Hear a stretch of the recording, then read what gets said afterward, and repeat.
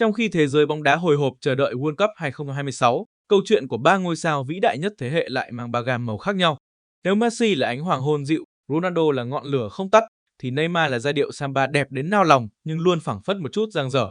Chấn thương, những ngã rẽ, những khoảnh khắc lỡ hẹn, tất cả khiến con đường của anh đến World Cup như phủ một lớp sương mờ. Không ai biết Neymar có kịp trở lại, có đủ niềm tin để bước vào kỳ World Cup cuối cùng hay không, nhưng bóng đá vẫn cần vẻ đẹp đó. World Cup vẫn cần những cú chạm bóng tinh tế, những pha ngẫu hứng mà chỉ Neymar mới có thể mang đến.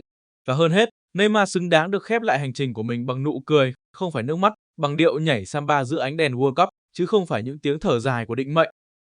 Hy vọng rằng khi tiếng nhạc mở màn World Cup 2026 vang lên, chúng ta sẽ thấy Neymar xuất hiện để anh có thể viết lại chương cuối của mình, không dang dở mà trọn vẹn, rực rỡ, đáng nhớ như tất cả những gì anh từng mang đến cho bóng đá. Hứa với chúng tôi, hãy chờ kỳ World Cup cuối cùng nhé. Neymar Junior